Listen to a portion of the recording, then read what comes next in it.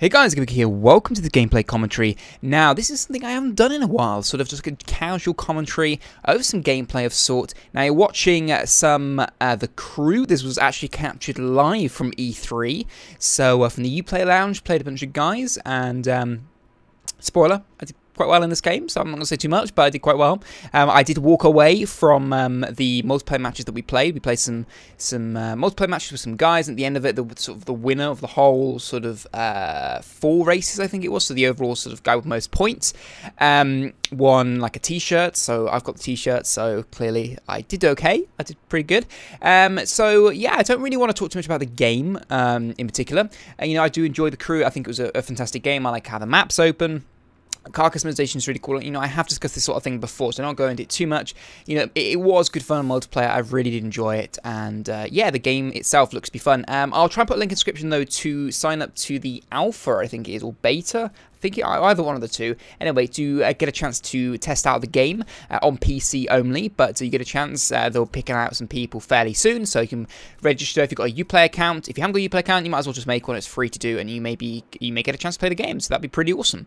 Now, the whole point, I've been talking now for 1 minute 20. The whole point of this video was not to talk about The Crew, but was to talk about E3. Now, basically, I arrived back from E3 a couple of weeks ago now, but I haven't really sat down and sort of recapped on it. You know, this was my first time on my own going to LA, my first time on my own going abroad at all. So LA was sort of a big step as a first sort of step, but you know, it was good. It all went well. I am home safe and sound. You'll be pleased to know. Probably have guessed that by now. Unless you heard some echoing, then I could be in some Cuban jail somewhere. But no, that isn't the case. I am back at home. It's all good. And yeah, the event was awesome. I really enjoyed it. It was such a crazy few days, though. It was really busy, lots of stuff going on, and you know, just trying to make sense of everything and take everything in and try and capture the most footage, you guys, was a challenge and a half. You know, trying to do everything on your own especially is very, very difficult. You know, I'm not the type of YouTuber who will just, you know, I'm not saying this to put thing on anyone, but I'm not the type of YouTuber who just goes out, plays games, and then just talks about it afterwards. You know, I want to get footage from you. I want you guys to experience it sort of firsthand like I do. I want you guys to see what the event is like. You know, a lot of you want to go, but obviously haven't had the opportunity, haven't been as fortunate as I have to have gone this year, you know, and I want you guys to see a little insight into what it was like being in the event, and hopefully I have shown you that. I've tried not to overwhelm you with things. I could have organised some interviews, but the reason I didn't was mainly because I just simply couldn't do them on my own. You know, I didn't have, I wasn't able to bring sort of like a tripod with me. I only had basically a camera steady, which is like this sort of metal frame, which I put the camera in, and it had like a shoulder mount and things like that.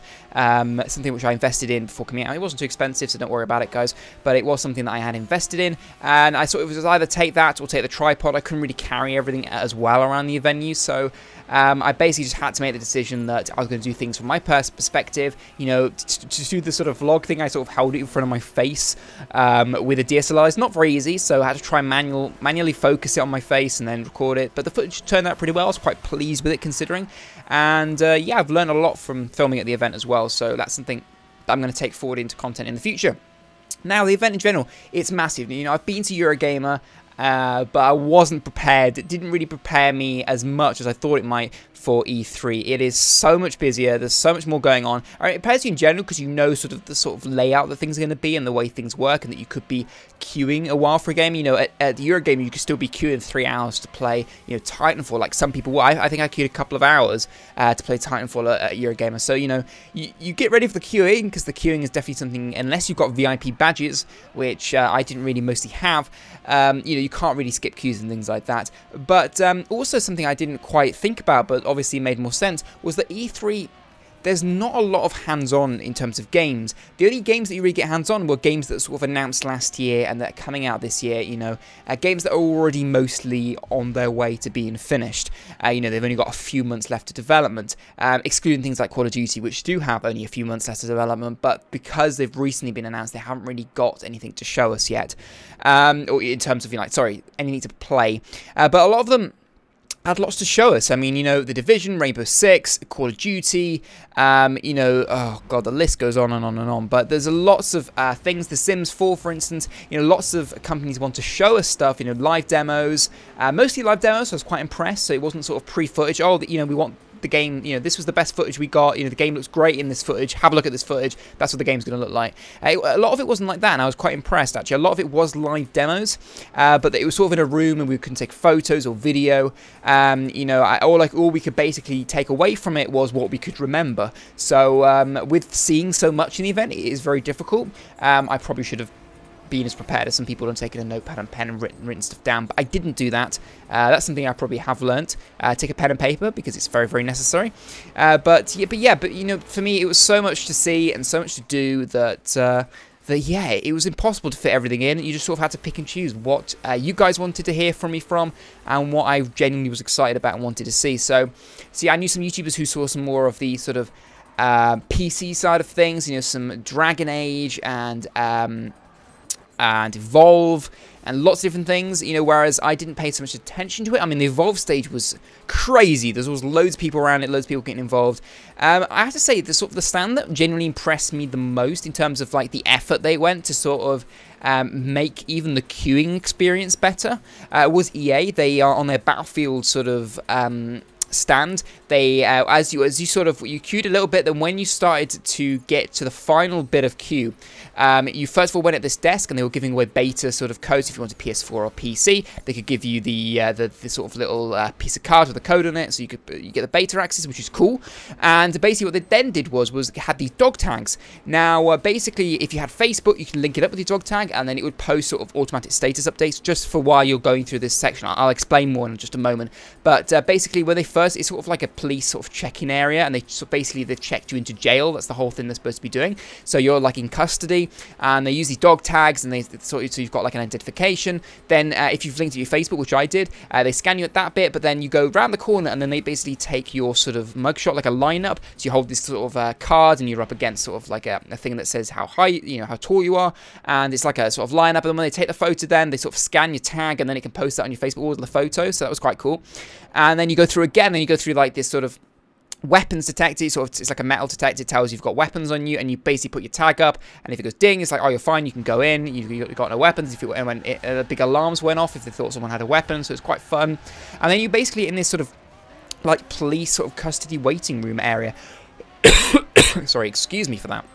And it was really cool. Like, they had lots of sort of like they'd gone into lots of detail. They had like whiteboards, they had like fake doors, and they had like monitors as the windows for the doors, so you could see like someone having an interview in a room. And it was really cool. You're all queuing there, you're all waiting for basically the next match, because it was LAN matches, so obviously there's a big group of you in a room ready to do the LAN match. And basically as soon as they sort of told you, it's going to like 1 minute until 1 minute until you're in, 2 minutes or whatever, and it counted you down, and then literally when you were set to go into the little area where all the PS4s were to play the game, the doors just sort of opened from nowhere. These like police sergeants like shouting at you, like, get in there, get on the console, get going, like really shout at you. It was like quite intimidating, but at the same time I was like, okay, this is pretty cool, and I was enjoying it, and I think they put a lot of effort into it, and I really did. That sort of meant a lot to me in terms of like, it really sort of made you think of the game in a better light before you even played it, because of the effort they put into it, and they sort of brought you into this scenario, and they made a lot of effort with it, which is something you don't see in sort of smaller conventions like Eurogamer. They don't make so much effort to do that sort of thing. Some of them do make a bit of effort, but it's rare. So yeah, E3, everyone brought out the big guns to see all these big sort of like areas for the games. They've got lots of stands. You've got cars. They've got big signs and balloons and lots of stuff going on. It's really cool. As a gamer, I just sort of got a bit overwhelmed with everything that was going on, and it was totally awesome. So I don't want to ramble on too much from this now, so I basically want to start to wrap up. Basically, E3 was awesome. I really enjoyed it. Met some awesome people. Vicstar, briefly chat to Ali A. The guy from Ubisoft. I made good friends with the guy from Ubisoft. His name's Ben Talbot, and he's like sort of like a media manager. Awesome guy. He was the one that actually got me into the UK Lounge and let me record some stuff and play some games. That was absolutely awesome. I really appreciate that. So that's, I really appreciate the stuff he's done for me. So that's pretty cool. And I also met, oh god, there's some other people as well, which I can't briefly remember. But the main people I met after that, sort of near the end, was some guys from the Yogscast. I put a photo on my Twitter, and those guys were totally awesome. I met Kim, Hannah, Duncan and Shin. Those are sort of the main people I sort of like spoke to, and we were just chilling out in the area, just sort of editing videos. Things were a bit mental. It was like the last day of the last few hours of the event, and we were all trying to just get things done and finished before they were kicking us out. They were literally just throwing us out almost. We were sort of like moving along, trying to keep connected to the Wi-Fi so we could get something done. But yeah, that was fun. And I also briefly sort of saw Terpster and Lewis. And yeah, Terpston, Lewis, and that was about it. I don't know. My mind is like, oh my god, can't deal with all this information, all these names of people. I think that was about it. I probably missed someone out, but no, I think that's about right. So yeah, so met some awesome people. It was really cool, and I would definitely go to the event again. I've had quite a few people ask me, like, oh, would you go again? You know, was it as good as you thought? I would definitely go again. If I'm in the opportunity where I can go again, you know, experience the event next year, honestly, I would be there in a heartbeat. It was absolutely awesome. I loved it. I didn't get a chance to see LA, so probably that's something I'll do more next time, is actually see LA a bit more, because the time I'd finished at the event, it was late. I was absolutely tired, pretty much. This is the only time that I have been literally falling asleep in my chair at like 10:30. I was like back in my room trying to do something on my computer, and I was literally falling asleep at 10:30. That was like unheard of normally. So that's how tired I was, with the jet lag, with everything going on. And to be honest with you, I am still exhausted now, a few weeks afterwards, because I've just not stopped since I've come back as well. So I've not really had a chance to catch up with things. But there we are. I'm going to leave it there, guys. That's my brief thoughts and opinions on things that have gone on, and sort of highlights for me. It's been an awesome time. You know, I've seen some awesome games. You know, Sims 4, it looks absolutely amazing. I've mentioned that before. I don't want to start naming too many games, but everything I saw has been really positive. The whole event was awesome. LA was cool. I really did enjoy being in LA. Missed a bit of greenery, you know, bit of greenery here and there in LA. Guys, if you are listening in LA, you know, if you're someone that makes decisions in LA, obviously I have really important people listen to my videos. So if you are making decisions on some of your budget for the town, put a little bit of green, a field now and again, bit of park, make it a little bit greener. I was literally missing some sort of colour or green by the time I was come back. So that was quite a nice welcome when I got back into the UK. But apart from that, I enjoyed LA. Wish I could see more of it, because I really didn't get the time. So I'm probably going to stay longer if I do go next time. So that'd be pretty cool. But anyway, yeah, like I said, try not to drag this out too much, but I've literally got so much I could talk about. Thank you guys for watching. If you haven't enjoyed, you can hit the like button. I really appreciate your support on the videos recently. You leave any feedback on anything I've done E3-wise, anything I can do better next time. If you want to see more about the crew, yet again, sign up to that beta. There'll be a link in the description to that. You can sign up. And I'll see you guys in the next video. Of course, as always, drink tea and game on.